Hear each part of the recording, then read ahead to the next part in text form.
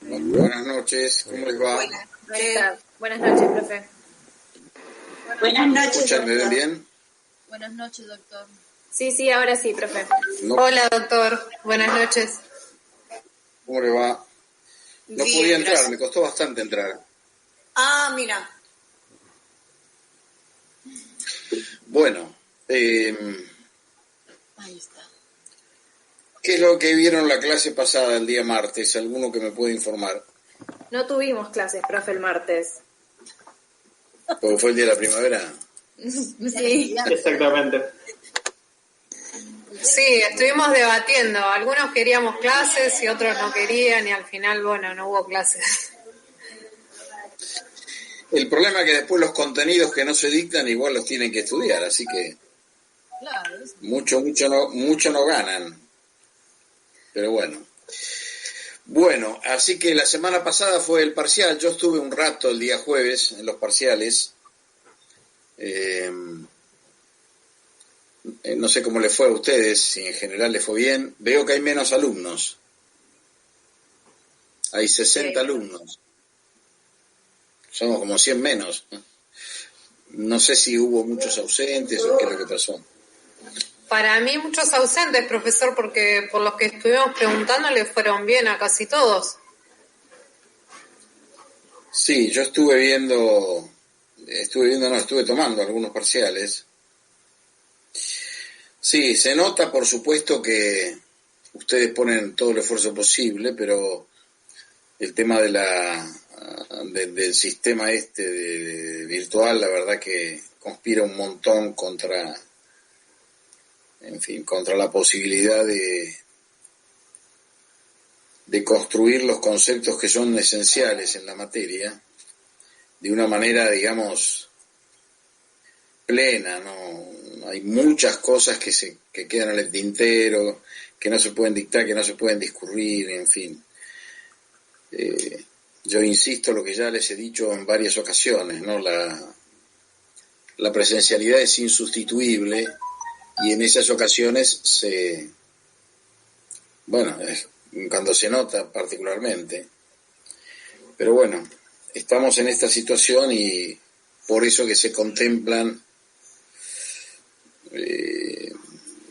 digamos los rendimientos de otra manera, no con el mismo nivel de exigencia.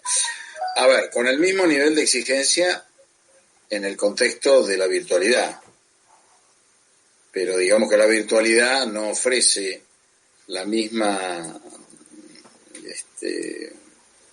posibilidad de construir conocimiento que la presencialidad, obviamente, ¿no? Así que bueno, con todos esos aditamentos y con todas estas,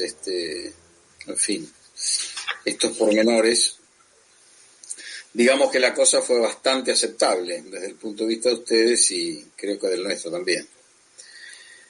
En fin, yo espero que este sea el último cuatrimestre en el que nos encontremos de esta manera, porque esto en realidad dista de ser un encuentro. Si es virtual, no es encuentro.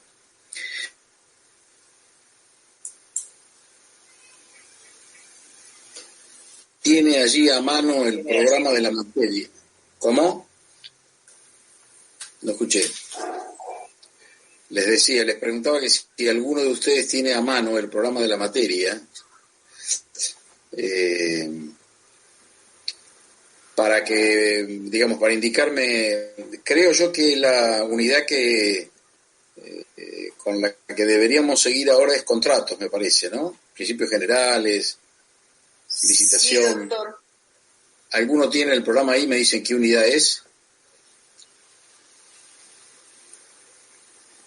Por favor. Dice unidad 6, procedimiento administrativo y elección de contratista. Ah, ¿qué unidad es? Unidad 6. Bueno, ustedes recordarán que cuando estudiamos el acto administrativo, como lo que es la declaración de voluntad de la administración que como tal ingresa al mundo jurídico, produciendo un efecto en el marco de un régimen especial que ustedes conocen bajo la denominación de régimen exorbitante, y ya saben lo que quiere decir. También vimos que la ley expresamente refiere a los contratos administrativos, resolviendo la cuestión de su aplicación de una manera muy práctica.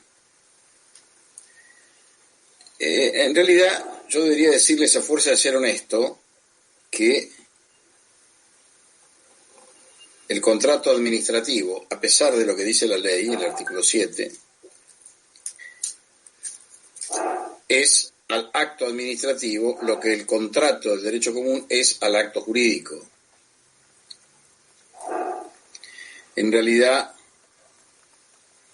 la contratación administrativa no es ni más ni menos que una relación jurídica bilateral. Ustedes ya después van a ver, probablemente en la clase específica de los principios generales del derecho administrativo, van a ver las condiciones o las características y la naturaleza del contrato administrativo, y por lo tanto sus comunes denominadores. Cuando estudien los principios generales van a estudiar precisamente los principios que enmarcan toda contratación administrativa, más allá de las particularidades que cada una de ellas pueda tener. Vale decir, los contratos son diversos.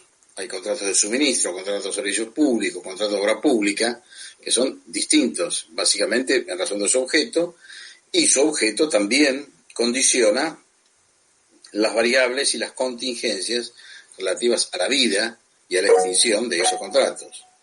Pero digamos que esas son cuestiones particulares que se estudian en cada contrato en particular, por sobre las condiciones generales que son comunes a todos los contratos. Cuando ustedes estudian los contratos administrativos van a ver que hay tres características fundamentales que son el principio de ejecución del contrato administrativo, la mutabilidad de sus cláusulas y la presencia de sanciones combinatorias, penalidades, que son inherentes a la contratación administrativa y que, digamos, ubicamos dentro de la denominación común de potestades sancionatorias. Todos los contratos administrativos responden a esa caracterización, que ahora, después, si viene el caso, brevemente les voy a explicar de qué se trata, después lo considerarán con más detalle seguramente en la clase próxima del martes. Pero bueno, lo cierto es que para ingresar al estudio del contrato administrativo, tal vez sea un buen recurso, un recurso didáctico, solo un recurso didáctico, hacer un paralelo con los contratos de adhesión del derecho común. Ustedes los han estudiado en la materia contratos. ¿Alguno de ustedes podría decirme breve y someramente a qué llamamos contrato de adhesión? Cláusulas. ¿Cómo? Aquellos que no se pueden discutir las cláusulas. Que ya están determinados. Claro. Son contratos que tienen un diseño convencional, una desagregación de las cláusulas, las obligaciones recíprocas, preestablecidas por una de las partes. Eso sucede porque una de las partes en el contrato de adhesión tiene cierta supremacía sobre el otro. A ver, un ejemplo que ustedes recuerden ahora de contrato de adhesión. Los contratos que se dan con las empresas de celulares. Ajá. Automotrices. Contratos de seguro. Contratos, las relaciones de consumo en general. Obras sociales puede ser también. No, pero la obra social no es un contrato. En todo caso, Las prepagas, más que la obra social. Las prepagas. Las prepagas. Sí, la prepaga sí. La prepaga sí. La obra social no, porque no es convencional la incorporación de un afiliado a las obras sociales. Bueno, pero lo cierto es que todos esos tienen un común denominador, que es que presentan a la voluntad de una de las partes retaseada. Esto es, la voluntad del consumidor, la voluntad del asegurado, la voluntad del prestatario en un mutuo hipotecario bancario, en realidad limita su consentimiento, limita su expresión de voluntad solo a aceptar o no aceptar las cláusulas preestablecidas. De allí que las condiciones contractuales parten de una plataforma desigual. Ahora, si nosotros comparamos esta figura del derecho común con los contratos administrativos, vamos a encontrar una similitud, digamos, indubitable. También en los contratos administrativos, las cláusulas contractuales las define el Estado. En este caso, la parte que ofrece o que llega al contrato con esa supremacía, con ese poder, por aquello régimen exorbitante que ustedes ya conocen y saben de larga data, es el Estado, con todas las características que ustedes conocen del Estado, con sus variantes de legitimación, etcétera, etcétera. Luego el Estado establece las condiciones contractuales y el particular, co-contratante, así lo vamos a llamar, acepta o no esas condiciones.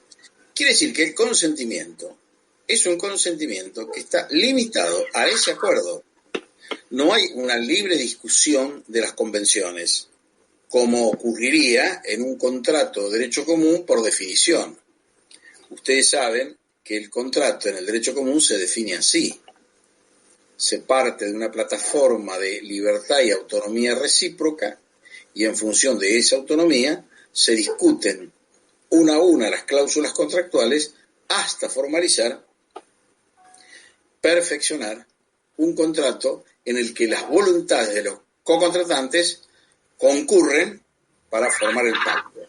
Cuidado que un contrato no significa una concurrencia, digamos, unívoca de intereses. Al contrario, el contrato no junta a las partes, sino que las separa.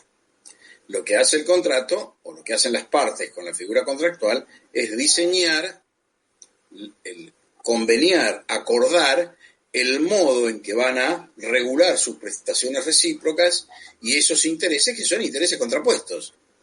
Básicamente eso es un contrato. El contrato se define por la existencia de una prestación y una contraprestación. Cuando alguien compra una casa, puede hacerlo porque alguien la vende.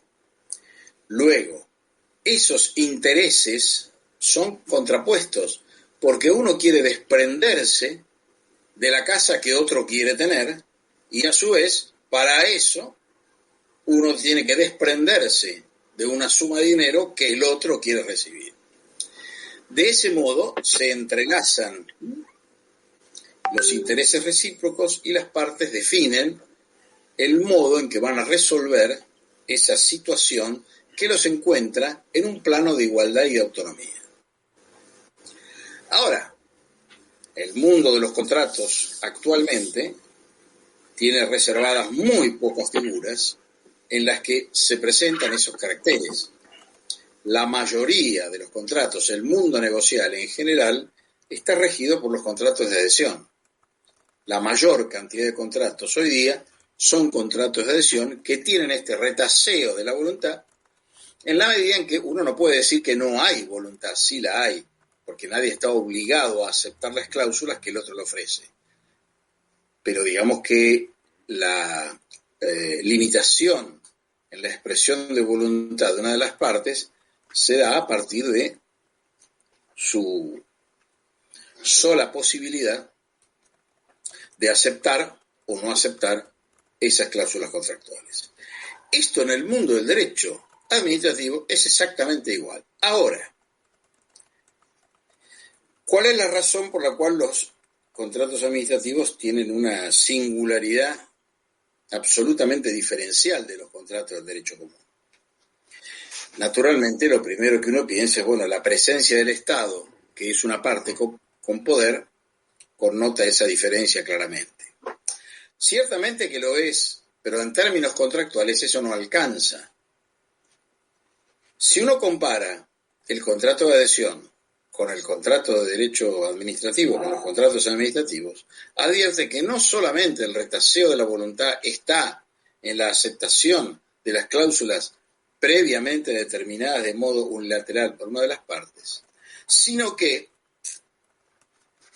las contingencias, las vicisitudes de la existencia de esa relación jurídica durante todo el tiempo en que dure, van a ser sustancialmente diferentes o van a estar en un escenario, en un contexto diametralmente distinto en el mundo del derecho público que la que ofrecen los contratos del derecho privado. Digamos que esa desigualdad inicial del contrato de adhesión se termina cuando se formaliza el contrato. A partir de celebrado el contrato, las partes están en un plano de igualdad. Ese viejo axioma romano que enuncia que las cláusulas contractuales son como la ley para las partes, claramente indica esta situación.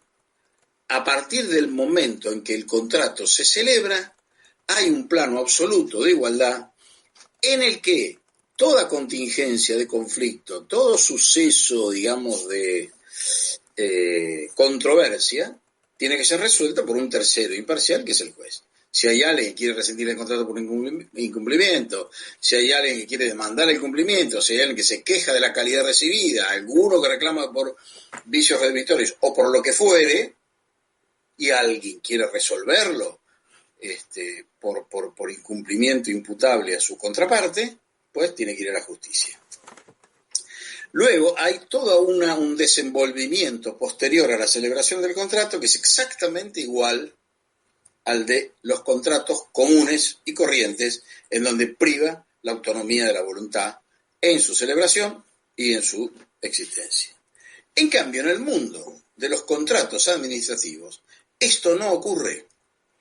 Y esta es la gran diferencia que ofrece el contrato de derecho administrativo del contrato de adhesión, a pesar de formar parte de esa característica, porque también lo es. Si uno lo mira como contrato de adhesión, lo es. Pero eso no alcanza para definir. Hay un plus en la contratación administrativa, y ese plus está dado por la presencia activa de una de las partes, que es el Estado, que tiene poder y que concurre a la contratación administrativa siempre en nombre del interés público, a intervenir en forma directa en la ejecución, en el cumplimiento del contrato, para modificar su derrotero, para alterarlo o aún para extinguirlo, sin necesidad de acudir a ningún tercero imparcial que resuelva una situación que puede definir el Estado unilateralmente siempre que invoque una razón de interés público. Esto es elemental. Sin una razón de interés público, la administración pública no solo no puede rescindir un contrato, no puede resolverlo, no puede extinguirlo, sino que tampoco podría celebrarlo ni formalizarlo. Entonces, mediando una razón de interés público, que obviamente es inexistente en cualquier otra figura contractual del derecho en general, la intervención del Estado como contratante en cualquier contrato administrativo le permite actuar por sí, ante sí, intervenir en el contrato para modificarlo y aún para extinguirlo, fuera de lo previsto en sus cláusulas contractuales. Lo que acontezca en términos, digamos, de tutela de los derechos del cocontratante, llámese resarcimiento, indemnización o como ustedes quieran llamarlo, es otra historia. Esa es otra situación. Lo que hay es saber que más allá de las consecuencias que puedan derivar, lo cierto es que la administración pública ejerce legítimamente sus atribuciones de intervención unilateral en un contrato administrativo, aún hasta llegar al límite de su extinción, en la medida en que promedie una razón de interés público. mientras exista ese leitmotiv, la administración pública puede decidir sobre la existencia de ese contrato, alterar sus cláusulas y extinguir la relación jurídica, cosa absolutamente imposible en cualquier otro ámbito contractual que no sea la contratación administrativa. Con esta, digamos, presentación inicial, ustedes tal vez ahora puedan darse cuenta cuál es el fundamento, el sostén de esas características de la contratación administrativa que yo enunciara al principio muy rápidamente. La continuidad de la ejecución, la mutabilidad de las cláusulas contractuales y las potestades sancionatorias. Todas esas características tributan a un concepto excluyente, que es que en el objeto del contrato se sufraga el interés público. Por lo tanto, el interés público no puede postergarse. No hay sucesos en principio que puedan impedir la ejecución contractual. No rige la famosa exceptio non ad intempore contractus, que es una regla general de cualquier contratación del derecho común.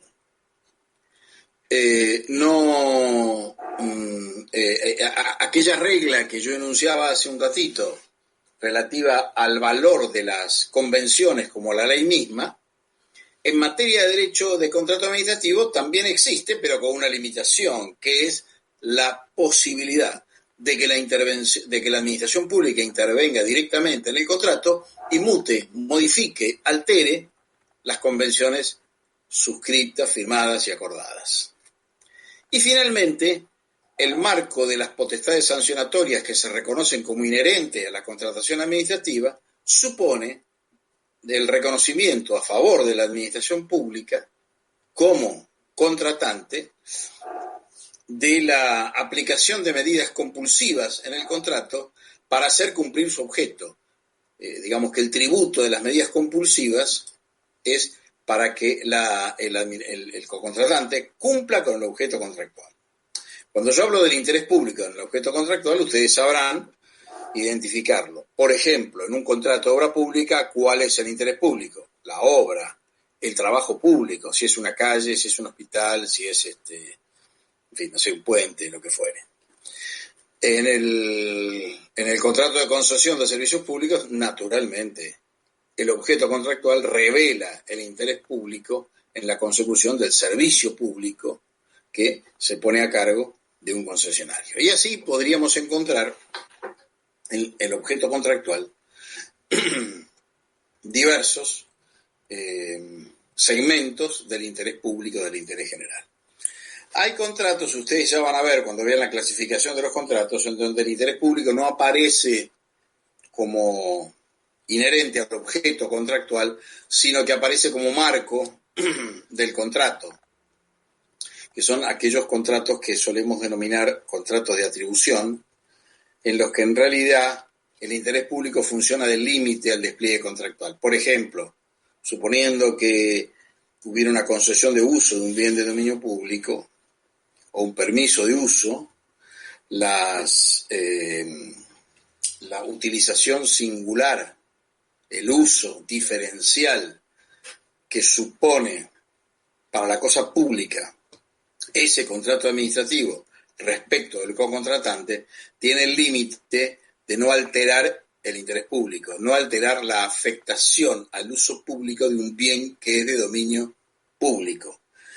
Aquí el interés funciona como límite al despliegue contractual, ya no aparece en el objeto en realidad revela un interés privado. Por ejemplo, supongamos una playa pública, una playa, cualquier playa, Mar del Plata, Cariló, Pinamar, Villa Gesell, ustedes habrán reparado que hay zonas de carpas, de paradores. Bueno, en realidad la playa es dominio público, es la zona aledaña y ribereña al mar, por lo tanto, es una playa pública y se constituye como dominio público con todo lo que eso significa en términos de jurisdicción y de régimen jurídico. Luego hay una condición en el dominio público que es la afectación al uso general. Si la administración decide conceder un uso diferencial a un particular porque le interesa explotar una parte de la playa, tiene que hacerlo de manera tal que no impida el acceso al público en general a la zona de ribera o que pueda transitar libremente por la zona de, digamos, aledaña al mar. Quiero decir, de una manera más simple, la concesión no podría abarcar la totalidad de la playa.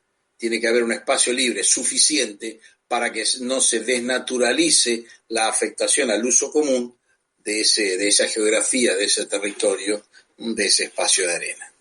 Digamos que se comparte el interés privado del cocontratante concesionario con el interés público de todos los ciudadanos en usar la playa y bañarse en las aguas del mar. ¿Se entiende esto? ¿Se entiende hasta acá? Sí, profesor. Bueno. Ahora bien, estas particularidades que ustedes van a profundizar en las clases venideras o en la clase venidera, nos ofrece un diseño contractual al que hay que llegar. La persona que leyó el enunciado de la unidad de la bolilla, esta 6, habló de un procedimiento de selección. A ver, cuando ustedes lean en cualquier libro de derecho administrativo, sobre todo si lo hacen en Maringhoff o en Casañe, se van a encontrar con que la administración pública en realidad parecería sugerir el principio de libertad contractual, de libertad de elección, no de libertad contractual, de libertad de elección como modo, como método para elegir al cocontratante de la administración. Esto tiene que ver con alguna característica del contrato administrativo que es su perfil intuite persona. El perfil intuite persona significa que el cocontratante no es, digamos, fungible. No le da lo mismo a la administración pública elegir la empresa A o la empresa B. Si ha elegido la empresa A, por algo es. Luego, esta condición de intuite persona, visto desde el momento de la elección, parecería sugerir que el principio más adecuado fuera el de la libre elección. Ahora, el problema es que el que elige, el cocontratante, es la administración pública. La administración pública debe tributo al interés público y, por lo tanto, también debe tributo a todas las garantías habidas y por haber relativas a la posibilidad de participar todo el mundo de sus procedimientos de selección contractual. Luego, en los hechos, lo que ocurre es exactamente a la inversa. La mayoría de los contratos administrativos se celebran merced a un procedimiento de selección precontractual, que es previo, que es una relación jurídica en sí misma y que se diferencia esencialmente del contrato al que permite acceder. Esto es de la mayor importancia, esta construcción jurídica de la separación entre el contrato y el procedimiento de selección, que es su fuente, es de la mayor importancia para comprender la posición en que se encuentran los oferentes, las variantes, las posibilidades que tienen para enfrentar decisiones del poder en ese íter, en ese curso, y aunque también las que tienen para enfrentar una contratación que haya violado el principio que ilustra el procedimiento precontractual de selección. Esto, naturalmente, no existe en ningún otro lugar que no sea en el derecho público, en el derecho administrativo. Luego, está bien que uno diga, miren, más allá de lo que uno pueda decir respecto a los contratos administrativos y sus características, lo cierto es que el principio general en materia de contratación administrativa es el procedimiento precontractual de selección. Luego, a pesar de que no hay un procedimiento precontractual de selección excluyente, la licitación pública termina siendo el principio, o mejor dicho, los principios que constituyen la licitación pública como relación jurídica, terminan siendo los principios generales de todo procedimiento precontractual de selección del cocontratante. En cualquier procedimiento de selección, llámese como se llame y sea lo que sea, los principios generales de la licitación pública están presentes. Están presentes en el concurso de precios, están presentes en la licitación privada, están presentes en el remate público, que es cuando la oferta más conveniente para la administración pública no es el que le ofrece el bien, sino el que le ofrece el mejor precio para un bien del que quiere desprenderse.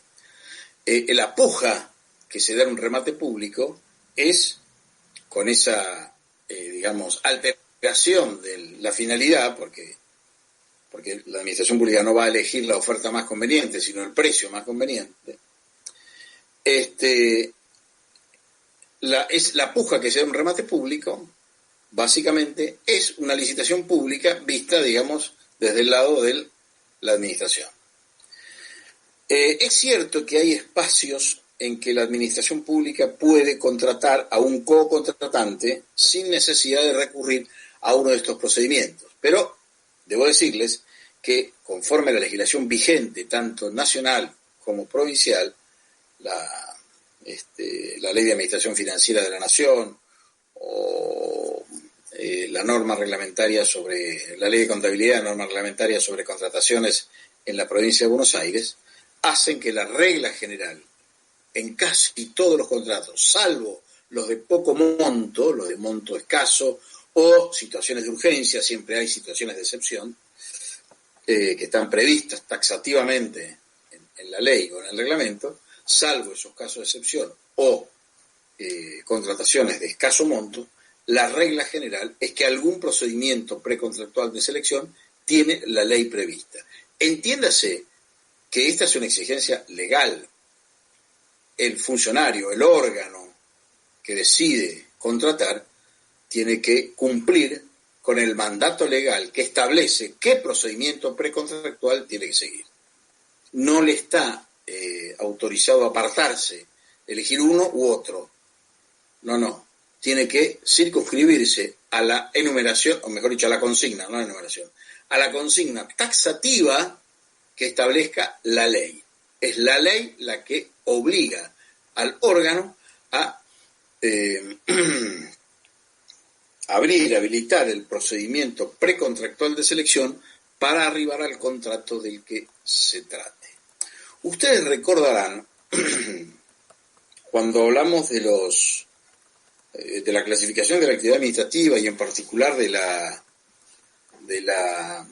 actividad administrativa de control, que yo les dije que en el control del manejo de la hacienda pública, el órgano externo y el órgano interno de control, cuando existen ambos, y si no, el que fuere, desarrollan y despliegan básicamente su función sobre dos aspectos centrales, esenciales y diría casi excluyentes de la gestión administrativa.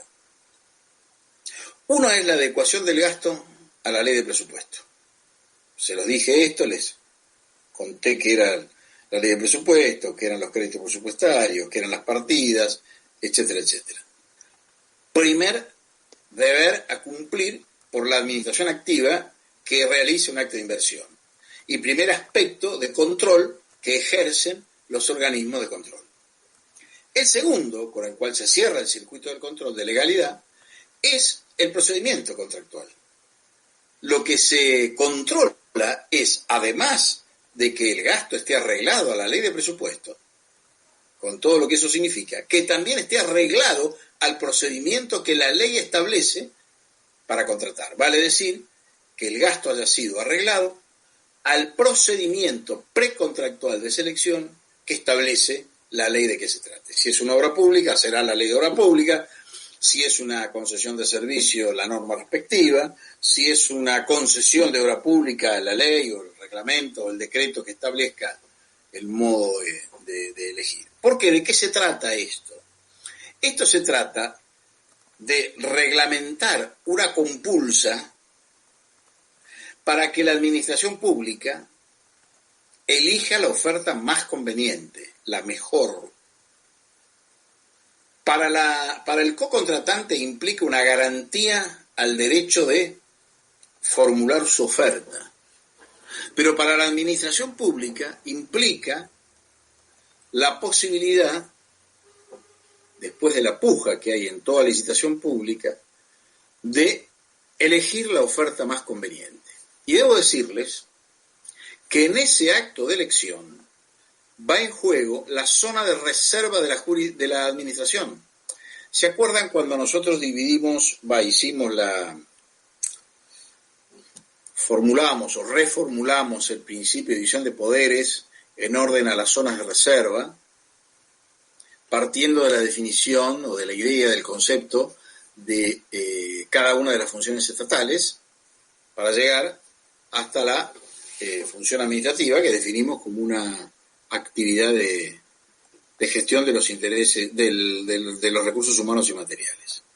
Y dijimos también que las zonas de reserva de la administración, que está de algún modo definida por el interés público, es una zona que impide que otra actividad al mismo tiempo intervenga o tenga notas o connote una actividad de gestión. Dicho de otro modo, un modo más simple, el acto de elección del co-contratante en un procedimiento precontractual de selección es un acto que forma parte de la zona de reserva de la administración y por lo tanto es inexpugnable por ninguna otra actividad estatal. Esa decisión de la administración pública no es revisable ni siquiera judicialmente. Forma parte de su zona de reserva excluyente y solo le corresponde como consecuencia del juicio de mérito u oportunidad que se traduzca en la elección de lo que considera la oferta más conveniente.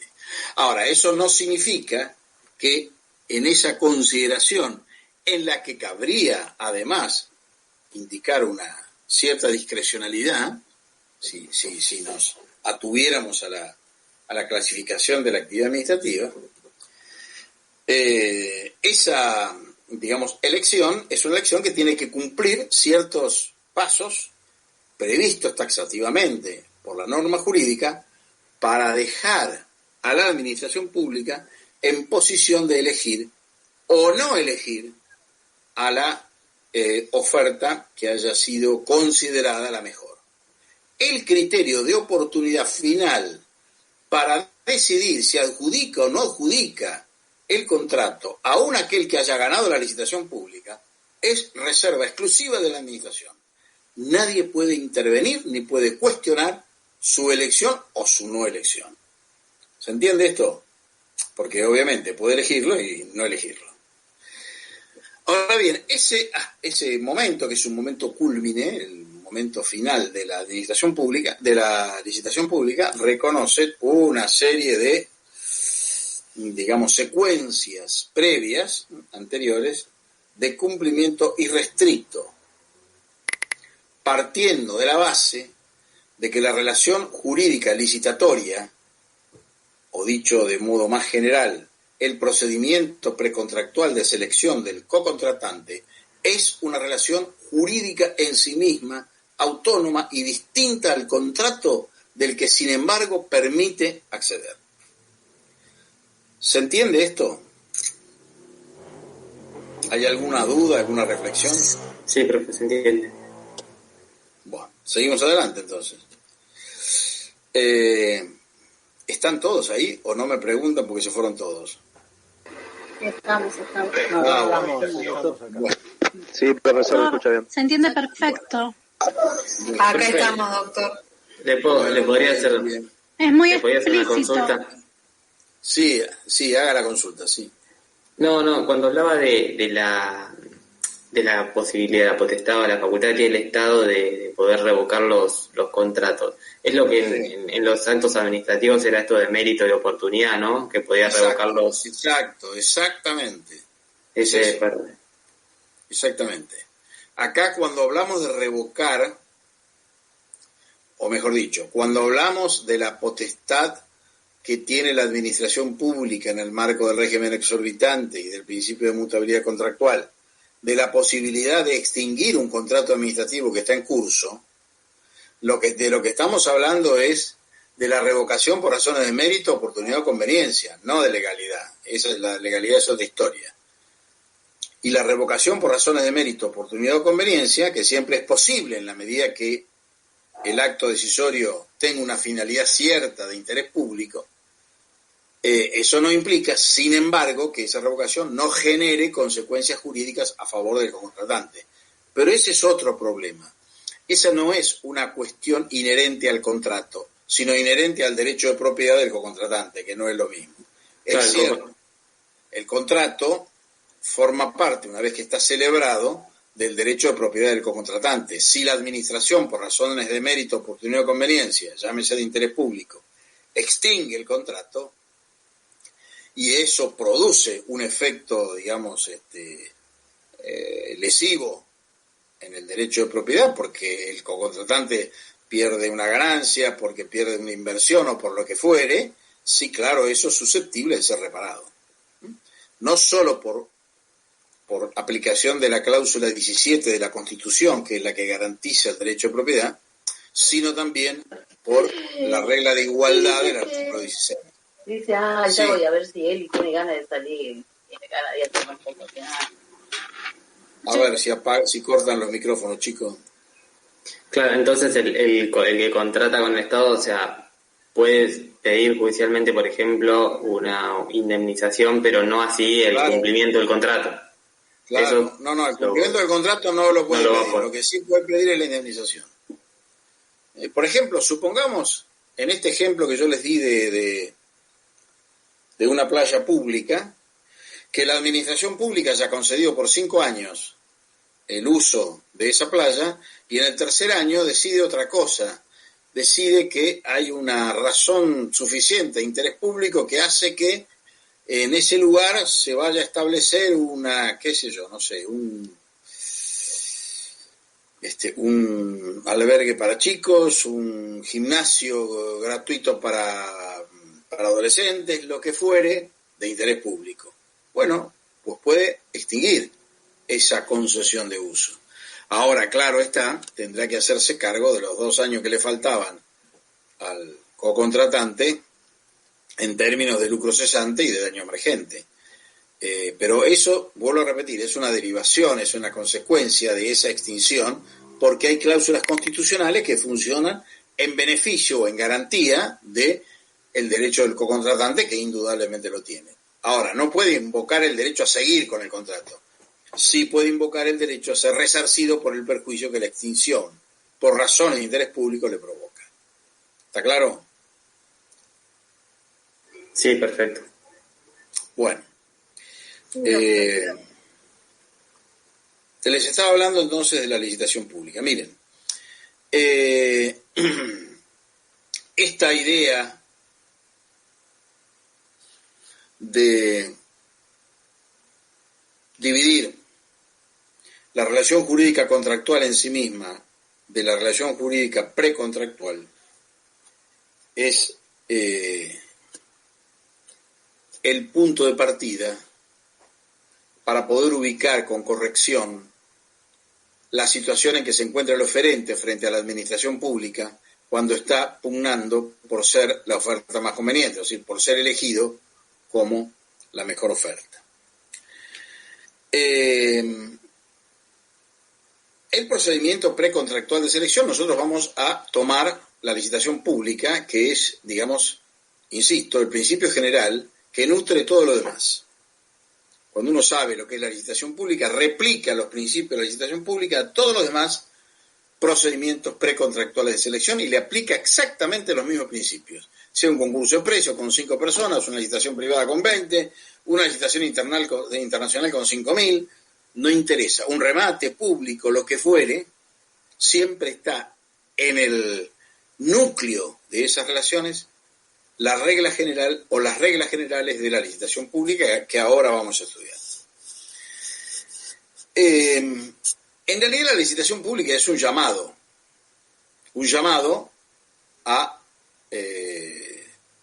al público en general a ofrecer sus servicios o sus bienes a la administración pública cuando ésta necesita para dar cumplimiento a lo que es su razón de ser, que es el interés público.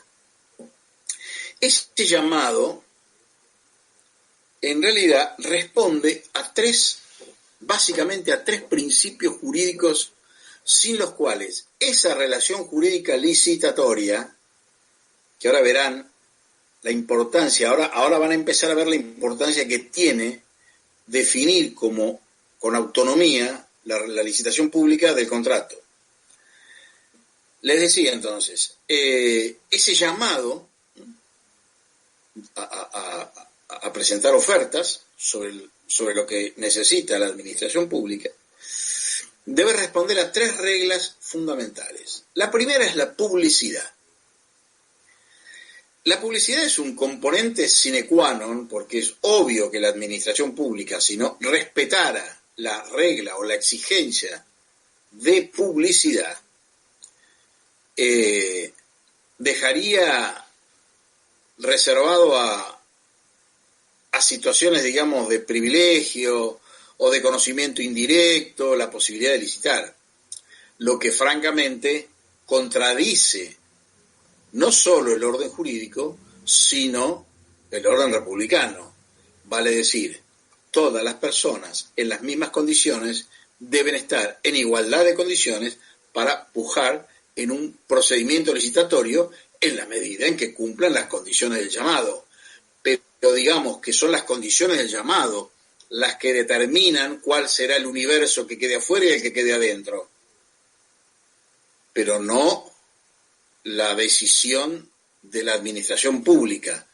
Luego, la necesidad de publicar el llamado a licitación es una regla de oro en el procedimiento licitatorio. La publicidad al llamado se hace por un diario de mayor circulación y en el boletín oficial. Hay otras publicaciones en otro tipo de licitaciones internacionales. Hay un organismo de Naciones Unidas en donde se publican los llamados a licitaciones internacionales, sobre todo yo diría casi exclusivamente, aquellas que tienen financiamiento de organismos multilaterales de crédito. Llámese BID, Banco Mundial. Pero bueno, es una publicidad también. Lo cierto es que la publicidad es el requisito inicial, sin el cual no es válido ningún procedimiento licitatorio. Ninguno. Primer requisito, primer condición de validez, la publicidad. La segunda exigencia jurídica de la licitación pública es la de la igualdad.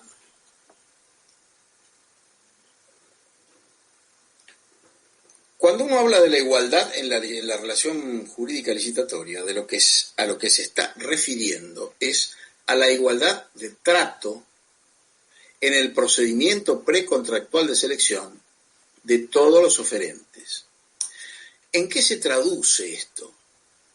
Se traduce en que las exigencias de presentación de las ofertas deben ser iguales para todo el mundo. Nadie puede apartarse de las condiciones del llamado. A ver, cuando se hace un procedimiento licitatorio, se formula en base a pliegos. Los pliegos de licitación son, durante el procedimiento licitatorio, las reglas de juego que lo contextualizan. Pero después del procedimiento licitatorio, una vez que se llega al contrato, son las cláusulas contractuales.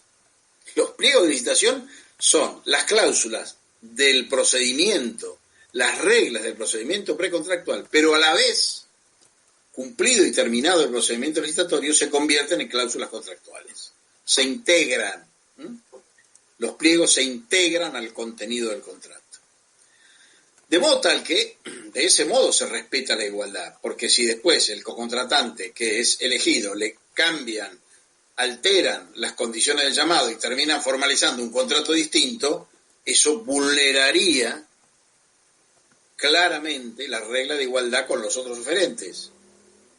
Todo el mundo tiene que pujar por lo mismo, todo el mundo tiene que reunir las mismas condiciones, todo el mundo tiene que presentar las mismas condiciones de oferta, nadie puede presentar ofertas alternativas que puedan considerarse, las ofertas son las del llamado y no puede haber otras, por mejores que sean o por más convenientes que fueren, porque cualquier circunstancia de esas alteraría el tratamiento igualitario.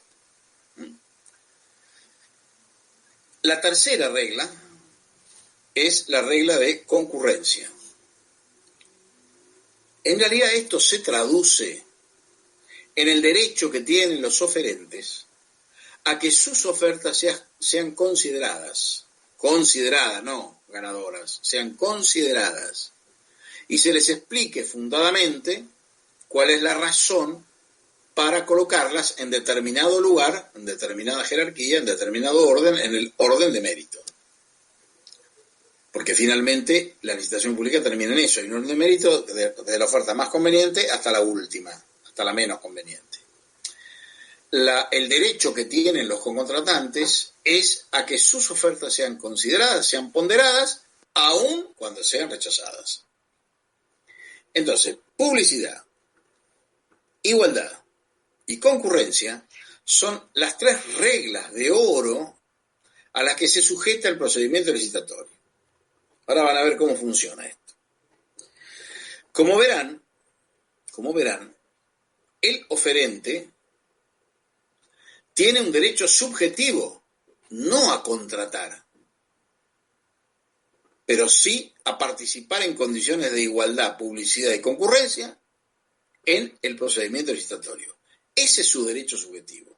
Si hay algún acto, alguna conducta en el procedimiento que viole ese derecho, esa igualdad, esa regla de igualdad y por lo tanto el derecho de algún oferente a ser considerado en pie de igualdad a los demás, ese oferente es titular de un derecho subjetivo y puede demandar a la administración pública, además de impugnar. Naturalmente que la demanda es una demanda que no va a permitirle nunca ser adjudicatario si es que no es elegido, pero sí le va a permitir anular el procedimiento licitatorio si alguna de estas reglas se ha violado en perjuicio suyo. Con lo cual les estoy diciendo, si hay un derecho subjetivo, es porque hay una relación jurídica que no tiene nada que ver con el contrato, a pesar de ser su fuente, y sin embargo, en la que se desarrolla esa vida, esa existencia tan singular de derechos a partir de las reglas de oro de la licitación pública. Los oferentes tienen un interés concurrente, tienen un interés legítimo a ser adjudicatarios, a quedarse con la licitación. Pero eso no es un derecho subjetivo, eso es un interés concurrente.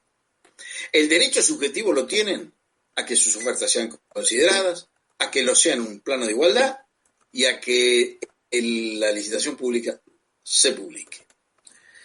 Dicho esto, ahora vamos a ver cuáles son las fases del procedimiento licitatorio.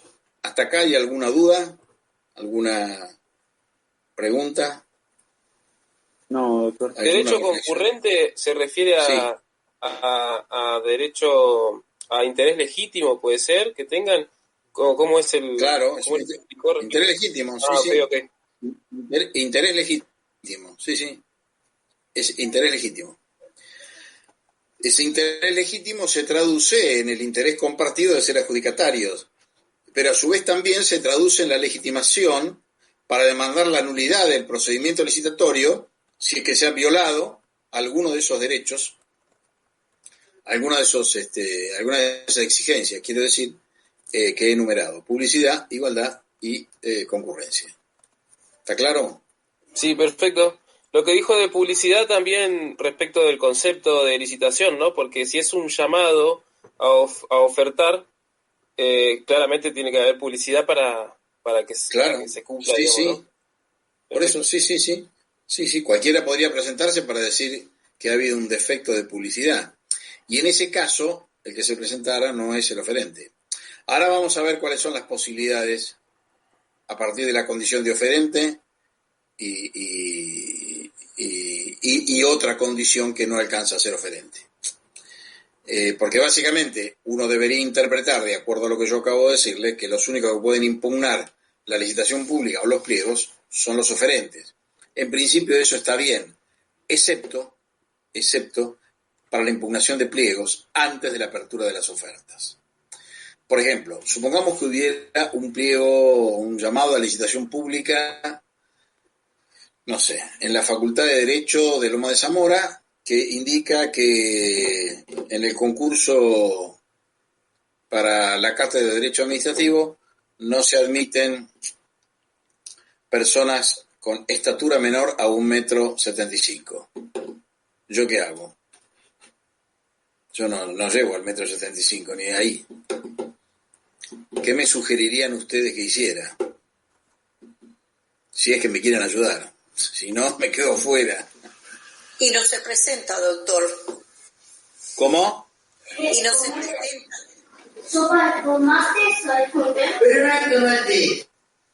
Bueno, les voy a decir algo. Supongamos que el llamado a licitación, en lugar de poner esa antojadiza restricción, dijera que las personas de tez blanca no pueden presentarse. El llamado es solo para personas de tez blanca. Ahí lo único que queda es la impugnación. Y la impugnación, observar eso por arbitrariedad o por... Pero yo no soy, por eso digo, obviamente queda la impugnación, pero el tema es el siguiente: yo no soy oferente, todavía no soy oferente. Perdón. Porque justamente, sí, lo escucho. Entiendo que el interés legítimo atiende a la legalidad de la cuestión a partir de del pliego, digamos, de la presentación de esa licitación. Claro. El derecho subjetivo a la igualdad y a la concurrencia, como el interés legítimo a ser adjudicatario, lo tiene el oferente. Pero, ¿cuándo se es oferente? No se es oferente desde el momento de la publicidad del pliego. Ahora lo vamos a ver cuando veamos la fase del procedimiento licitatorio. Vale decir, yo, usted dice que es un acto anterior, ¿verdad?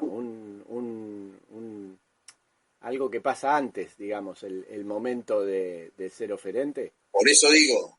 De lo que estamos hablando es de que hay un universo indeterminado de personas que solamente connotando su condición de afectado, en este caso, mi condición de afectado sería: soy blanco, por lo tanto estoy excluido, y quiero pujar por el procedimiento licitatorio, habiendo adquirido el pliego o teniendo en mi poder el pliego. Las dos condiciones constituyen una plataforma de afectación suficiente para que, aún sin ser oferente, porque no puedo serlo, porque me lo impide el pliego, formo parte de un universo potencial de oferentes. Y por lo tanto, la publicidad del pliego me está dando derecho, en la medida que acredite que soy blanco y que acredite que soy blanco porque están excluidos los blancos, y que acredite que he comprado el pliego, o lo he adquirido, o me lo han suministrado, o lo tengo, digamos, he cumplido con la condición previa, que es la firma del pliego. Esas dos condiciones me colocan a mí en situación de legitimación suficiente para impugnar el pliego, porque habría una discriminación caprichosa en razón del color de la piel. En este caso, una discriminación hacia la gente de tez blanca. Quiere decir que no se tiene un interés simple, sino que pasa a tener uno un interés legítimo, un derecho subjetivo, con el hecho de que exista esa publicidad, digamos, ¿no? Pasaría el interés, porque hay una publicidad que me deja fuera, me está excluyendo. Claro. Y lo que está haciendo es violar la garantía de igualdad. La garantía de igualdad del artículo 16 de la Constitución Nacional se extiende y comprende a toda persona humana. Blanco, negro, amarillo, azul, rojo, alto, bajo, lo que fuere. Perdón, profesor. ¿Me explico? Entiendo que con lo cual se trata de esa... ¿Cómo? Que entiendo que el derecho subjetivo en principio lo tenemos todos y se va restringiendo a medida que avanza el proceso licitatorio. ¿Puede ser eso? No.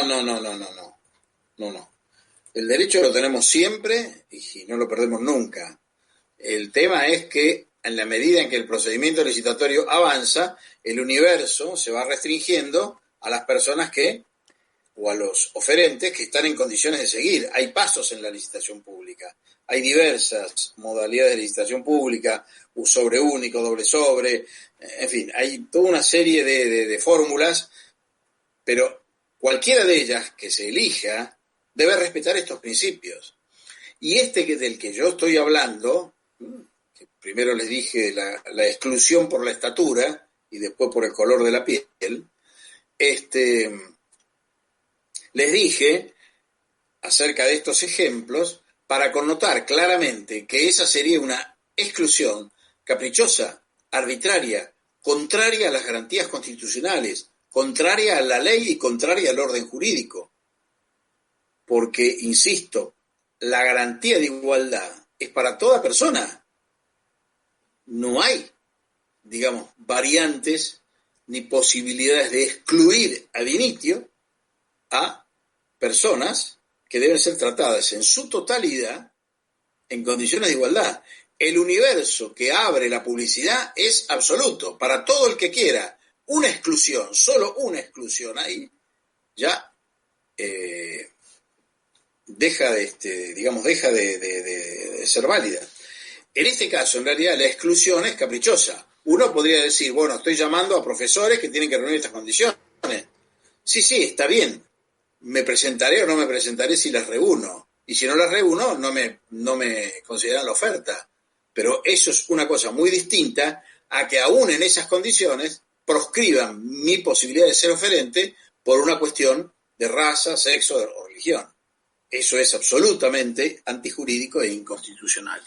Y en esa situación, cualquier persona que se considere afectado, comprando el pliego o en la condición de exclusión que establece el pliego, puede impugnarlo, aún sin ser oferente, porque oferente va a ser después.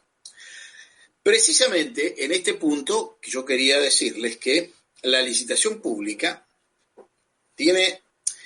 Ustedes van a encontrar en los libros de texto otras clasificaciones, las etapas y las fases de la licitación pública las abren en 4 o en 5.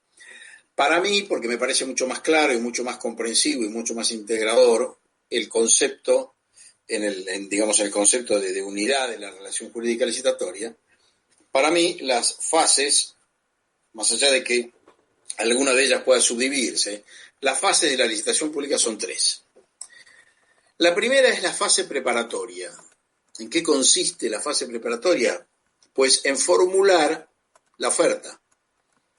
La administración pública decide lo que quiere contratar, decide bajo qué condiciones quiere contratar, decide, por lo tanto, confeccionar los pliegos generales y particulares, técnicos y jurídicos, y ponerlos a consideración de la población, que se consideren condiciones de ofertar.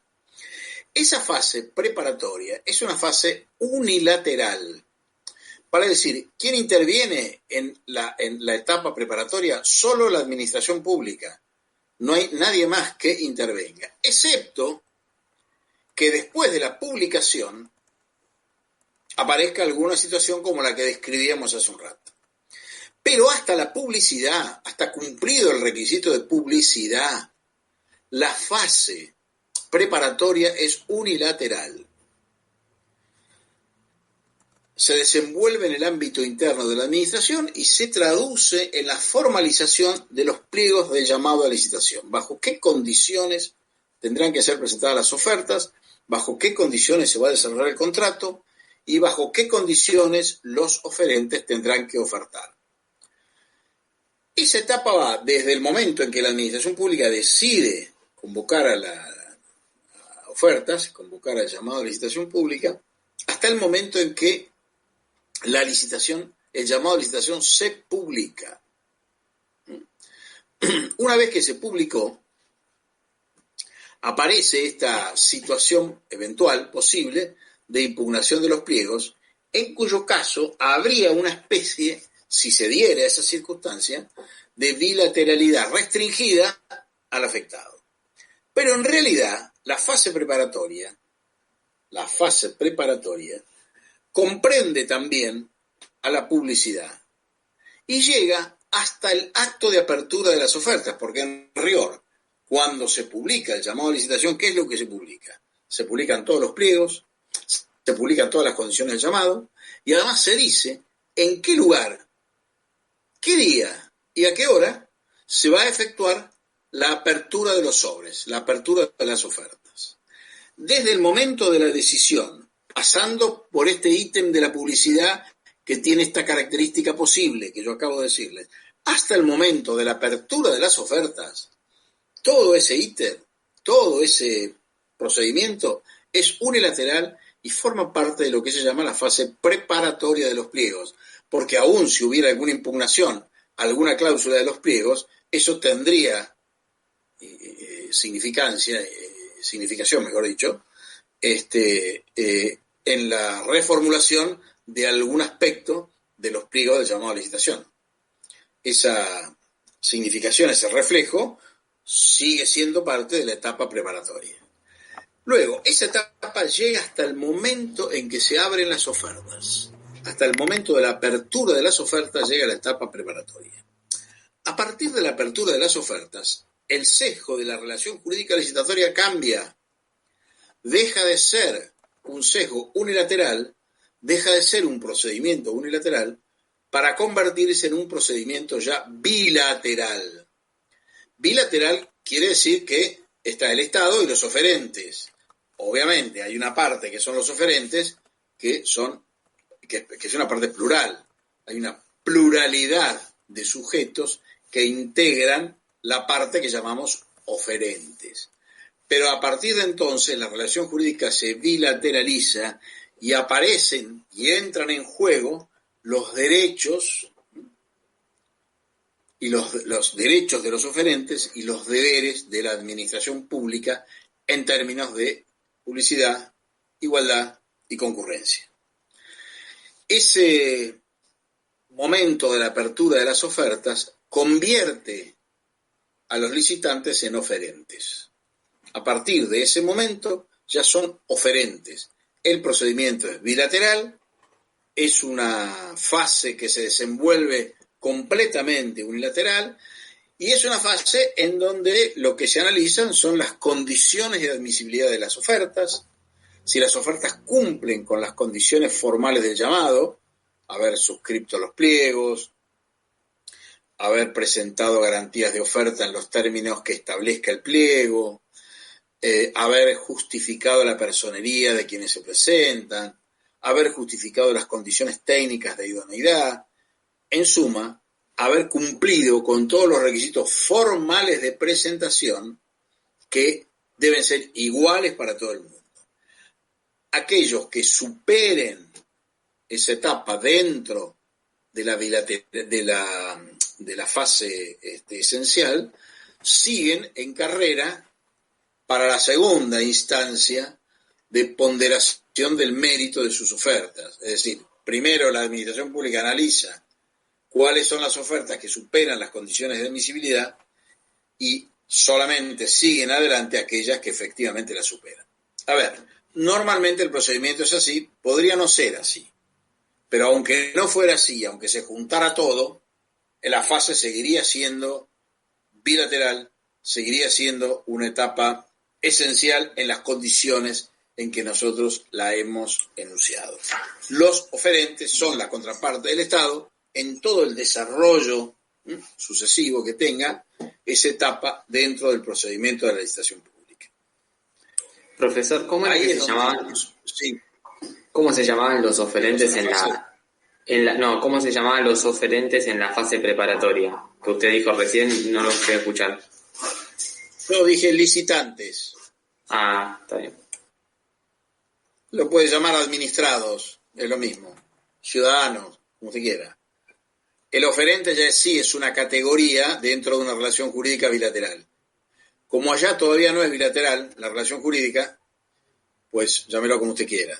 Ya ahora aquí, en la etapa esencial, hay un universo determinado, preciso, constituido por todos los que han presentado oferta, y hay una relación jurídica con dos partes. Una plural, pero dos partes al fin. En este íter esencial, es donde se desarrolla, es el corazón de la licitación pública en realidad, porque es donde se desarrollan todo donde se despliegan el amplio ámbito de impugnaciones que suelen ocurrir entre oferentes, que impugnan sus ofertas recíprocamente cuando consideran que violentan el principio de igualdad, básicamente, por no cumplir con las condiciones del llamado, por no cumplir con alguna condición particular de presentación de las ofertas, etcétera, etcétera, etcétera. Esas impugnaciones que las resuelve el Estado, el Estado que licita,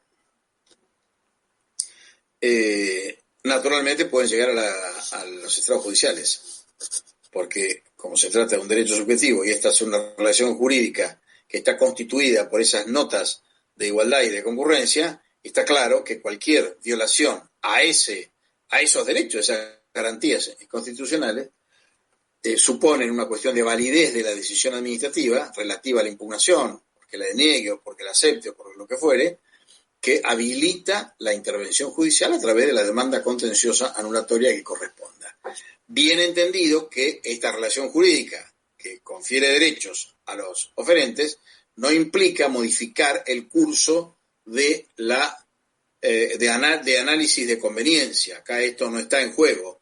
Acá lo que está en juego es simplemente si se cumplió o no se cumplió con el requisito de igualdad o con lo que fuere, la condición legal que fuere, que estuviera allí presente. Y en todo caso, lo máximo que puede aspirar un oferente es a obtener la nulidad del procedimiento licitatorio, no más que eso. O incluso, si llega al final de la instancia esencial, hasta puede obtener la nulidad del contrato, de la adjudicación. Pero no puede ser adjudicatario. Una cosa es que pueda anular el procedimiento o anular su resultado, que es la adjudicación contractual, y otra cosa muy distinta es ser adjudicatario. Son dos cosas diametralmente diferentes. Por esta vía no se puede ser nunca adjudicatario. Se puede ser adjudicatario por una vía excluyente, única y exclusiva, que es la decisión de la administración pública. Ahora, anular el contrato, si se ha llegado a él bajo formas violatorias de alguna regla de la licitación pública, o anular el procedimiento, eso sí lo pueden lograr los oferentes. Por eso les decía que en estas características connotan las diferencias siderales que existen entre la relación jurídica licitatoria y el contrato administrativo que se accede. A pesar de que tienen vasos comunicantes, son completamente diferentes. Bueno, la instancia entonces de la presentación de las ofertas, una vez que los oferentes han superado todas las condiciones de admisibilidad, termina en la etapa en la que la administración pública, todavía estamos en la fase esencial, estos algunos la subdividen, por eso les dije que algunos autores subdividen esta fase. Esta fase esencial llega hasta la adjudicación. Ahora, la adjudicación debe recaer sobre la oferta más conveniente. ¿Cuáles son los parámetros a los que está obligada la administración pública para valorar la conveniencia de las ofertas? Pues el orden de mérito que necesariamente con el que debe culminar la etapa esencial del procedimiento licitatorio. Todos los pliegos establecen esa instancia en la que, una vez analizada la conveniencia de las ofertas, se hace un orden de mérito con la primera, la segunda, la tercera, la cuarta y la quinta. Doctor, disculpe. La administración pública, por regla general, debe decidir si elige o no elige a la primera en el orden de mérito, porque esa, objetivamente, es la más conveniente. Puede no elegir ninguna, pero si elige, tiene que elegir a la que ha obtenido el mayor puntaje o está en el primer lugar en el orden de mérito. Y, salvo que no aceptare el oferente o que pasara cualquier otra cuestión que lo apartara del procedimiento licitatorio, salvo esa situación, en cuyo caso debe recurrir a la siguiente en el orden de mérito, la adjudicación no puede recaer sino en esa oferta. Puede no recaer en ninguna, Pero si recae en una, tiene que recaer en la más conveniente. ¿Me siguen hasta acá? Sí, doctor, ¿le hago una Chicos. consultita? Sí. Sí, doctor. ¿Hay plazos entre cada una de las etapas establecidos? A ver, los plazos en general resultan de los pliegos. Okay. Lo que pasa es que como en todo procedimiento administrativo, no hay plazos perentorios. Ustedes saben la diferencia que existe entre lo perentorio y lo obligatorio. ¿Lo saben? Sí. En derecho procesal lo habrán visto. ¿Ya tienen derecho procesal rendida? Sí, está bien. Y bueno, ¿cuál es la diferencia? Porque en la administración pública los plazos son obligatorios, pero no son perentorios. Bien. Vale decir, no hay preclusión en el procedimiento. Se puede volver sobre etapas y en el fondo el incumplimiento de los plazos no genera ninguna consecuencia. Claro, en cambio, en el proceso judicial que existe el plazo de perentoriedad, el vencimiento del plazo da lugar a otra etapa. Acá no. Acá el vencimiento del plazo lo que hace es poner en infracción a la administración pública que no ha cumplido con los plazos que tiene para resolver. Punto y nada más. Y eso tiene resoluciones administrativas o judiciales a través de los prontos despachos. O eventualmente de la construcción del silencio administrativo. Pero no más que eso. Con lo cual, sí, hay plazo. Pero hay que entender los plazos en ese contexto, en ese marco. Claro. Bueno, llegado al punto de la adjudicación, una vez que la administración pública elige al cocontratante, se ingresa en la última etapa del procedimiento licitatorio, que es la fase integrativa. Es la fase en la que esta fase también es bilateral, pero ya no tiene una pluralidad de sujetos una parte. Ya los oferentes dejaron de ser oferentes y han terminado fuera de la licitación pública, excepto la oferta elegida, que en este caso es el adjudicatario. Del momento en que se dicta el acto administrativo de adjudicación de la oferta, en ese momento cambia la fase esencial, que termina, y da inicio a la fase integrativa, que es bilateral, pero limitada solamente al adjudicatario y al Estado. Digo esto porque todavía falta un paso para el contrato. De la adjudicación al contrato es un paso cortito. Tan cortito es el paso que en realidad la formulación contractual casi les diría que es innecesaria, salvo algunos detalles, porque en realidad todas las cláusulas contractuales están en los pliegos. Y el hecho de haber firmado los pliegos significa haber aceptado todas esas cláusulas contractuales. Luego el contrato como forma de convención, como instrumento, es muy sencillo y muy breve, porque además ratificar eso y en todo caso establecer alguna particularidad aclaratoria, nada más, porque el contrato no podría jamás modificar las condiciones de los pliegos, porque si así lo hiciera, estaría violando el principio de igualdad y estaría haciendo a esa adjudicación y a ese contrato susceptible de la impugnación de los oferentes que han quedado en el camino, quienes invocando su derecho a la igualdad podrían decir, si yo hubiera sabido que la administración iba a terminar firmando un contrato distinto al que ofertó, hubiera presentado otra licitación, podría haber presentado otra oferta, con lo cual eso denota claramente la ruptura del principio de igualdad. Quiere decir que cuando el procedimiento licitatorio se inicia es como un corset, de ahí no se puede salir durante el procedimiento ni después durante el contrato hasta que se termina.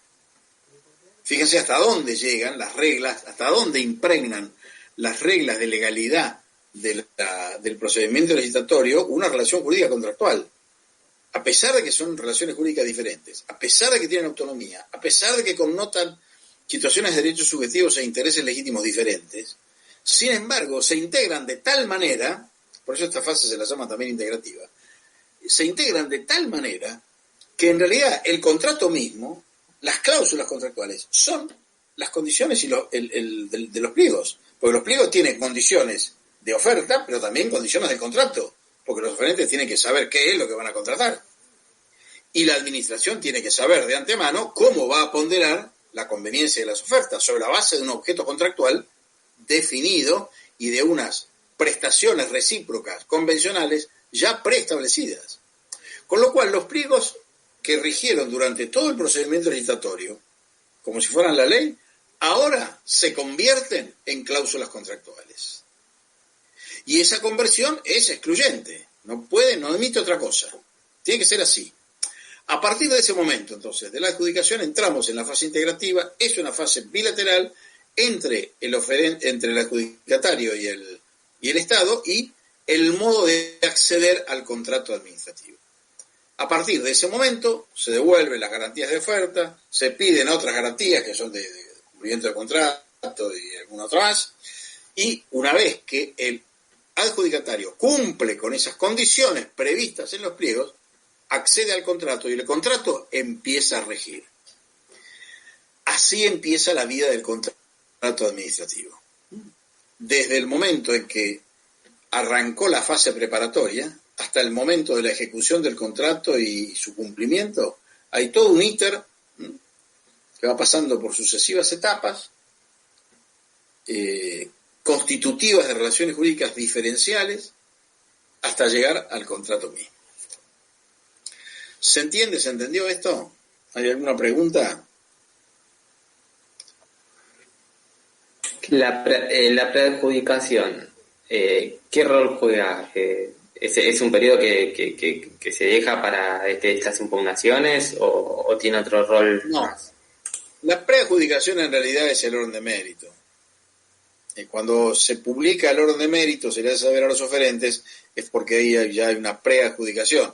Se sabe que la oferta, la decisión de la administración pública va a recaer sobre la primera oferta. Ya está explicitado, ya están puestos los lugares. Lo que pasa es que decir que hay una preadjudicación o decir que hay una orden de mérito es posibilitar abrir la instancia de impugnación que tienen los oferentes. Ahora, bien entendido que la impugnación de los oferentes nunca puede recaer sobre el orden de mérito en sí mismo, es decir, sobre la ponderación, sobre la calificación de conveniencia que haga la administración pública, porque eso forma parte de su zona de reserva y solo a la administración pública le compete. Las posibilidades impugnatorias, aún en esta fase final casi, siempre se limitan a cuestiones de legalidad relativas a los principios generales que ilustran la licitación pública, llámese publicidad, concurrencia e igualdad. Siempre giran sobre esos aspectos jurídicos las variables de impugnación posibles. Nunca la impugnación puede recaer sobre el mérito que se haga de las ofertas. Por lo tanto, no se puede impugnar el rango ni el juicio de conveniencia. No se puede impugnar el orden como tal. Se pueden impugnar cuestiones de validez que hayan, influenciado, que hayan determinado ese orden de mérito, pero no el orden de mérito como tal. ¿Me explico? Esto sí. Sería más o menos como decir, mire, un profesor me calificó con un 4, yo voy a cuestionar eso, no, mire, usted no lo puede cuestionar, eso es incuestionable. Ahora, usted me puede decir, no, mire, pero ¿sabe qué pasa? Me puso un 4 porque a mí las reglas establecidas eran 5 minutos por persona y a mí me dio 1. Violó la regla de igualdad. ¿Me explico? ¿Se entiende con esto? Sí. ¿Qué estoy impugnando yo? ¿Estoy impugnando el 4? No, estoy impugnando la fuente del 4, que me trató de manera desigual, discriminatoria respecto de una pauta general. Entonces eso es nulo. ¿Y yo qué puedo pedir? ¿Que me pongan un 8? No, puedo pedir que se anule mi examen y que me tomen un examen nuevo. ¿Está claro? ¿Se entiende eso? Sí, doctor. Bueno, lleven esto ahora a la licitación pública y al contrato administrativo. Es exactamente lo mismo. Este es un ejemplo un poco burdo, pero no por burdo deja de ser gráfico. Eso es muy importante tenerlo presente, muy importante tenerlo en cuenta. A mí me gustaría detallarles a ustedes después algunas condiciones de las que deben reunir las ofertas, porque no todos los contratos son iguales. Una cosa es licitar una obra pública, otra cosa es licitar una concesión de obra pública, otra cosa muy distinta es licitar una concesión de uso de un bien de dominio público, y otra muy distinta es licitar una concesión de servicio público, porque son contratos completamente diferentes, a pesar de estar comprendidos en los comunes en el común denominador de todos los contratos administrativos. Todos tienen régimen exorbitante, todos responden al principio de ejecución, todos responden a la regla de mutabilidad, todos tienen un régimen inherente que les es inherente relativo a las combinaciones, a las potestades sancionatorias. Todos tienen esto, pero ese es su punto común. Sus puntos diferenciales son mucho más amplios y universales que los puntos en común, ¿no? Ustedes verán, por ejemplo, que no hay una ley de licitación pública. Cada contrato tiene previsto su modo de selección contractual. Lo que pasa es que cuando es licitación pública, la licitación pública que está, digamos, convenientemente desarrollada y explicitada en la Ley de Obras Públicas, que en general es la ley que mejor, por una razón de necesidad práctica, ¿no? Pero digo, que mejor deslinda estas etapas y estas reglas y estos principios de la licitación pública, es la fuente en la que abrevamos todos los que estudiamos la licitación pública. Hay, sin embargo, organismos multilaterales de crédito como el Banco Interamericano de Desarrollo, que cuando financia inversiones, lo que implica financiar contratos, establece, además de muchas otras condiciones, algunas antipáticas, en este caso, la que se refiere a los procedimientos precontractuales de selección, lo que hacen es reproducir las exigencias del orden jurídico nacional. Ustedes saben que cuando la nación acuerda un convenio, hace un acuerdo de préstamo con un organismo multilateral de crédito, las condiciones de ejecución del préstamo las pone el organismo multilateral de crédito. Entre esas condiciones está la licitación pública, que en este caso debe ser internacional y publicarse en ese organismo de Naciones Unidas, que yo les decía, Development Business se llama.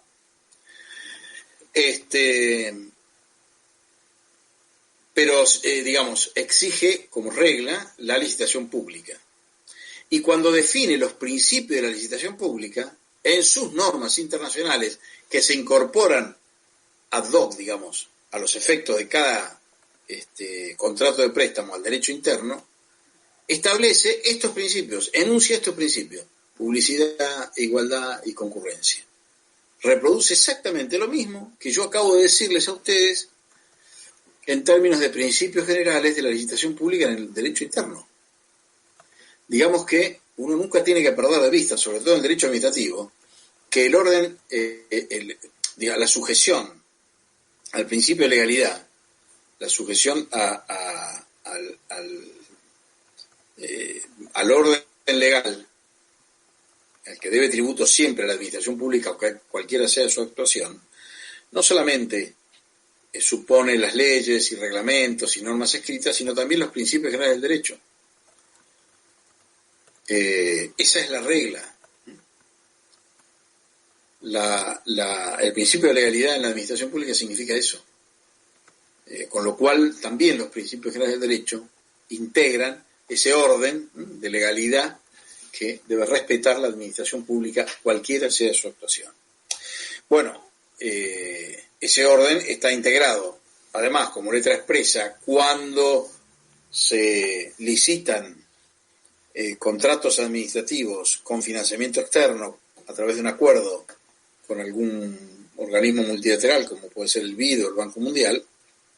Bueno, ese orden legal está también constituido e integrado por los principios jurídicos que estos propios organismos establecen como condición para financiar inversiones.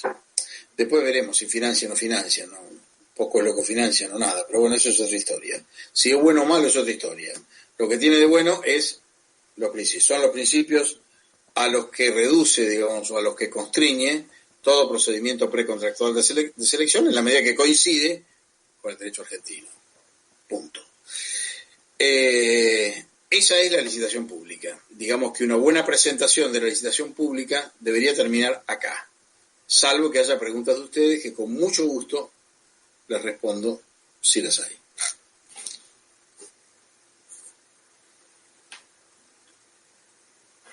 Chicos, no me digan que se cortaron todos los... No, estamos, profe. Ah, bueno, se quedaron atónitos. Sí, es como mucho. Mucha información. Es mucho, sí, bueno. Bueno, si esto no fuera virtual, sería mucho más ameno, chicos, mucho más ameno. Porque me verían a mí sonreír, yo los vería a ustedes sonreír, hacer preguntas, animarse. Claro. Esto es terrible, esto es espantoso, pero bueno, es lo que tenemos. Profe, y entonces si en el momento de rendir explicamos las etapas de la licitación, como usted nos explicó ahora, no vayamos después a los libros, mejor esta parte, digo, ¿no? No, vayan a los libros porque en los libros está lo que yo acabo de decirles. Ah, pero entendí como que los libros lo explicaban de otra manera y que era mejor. No, lo que yo les dije que en algunos libros de textos se van a encontrar con que estas 3 fases se convierten en 5 o en 4, pero es lo mismo.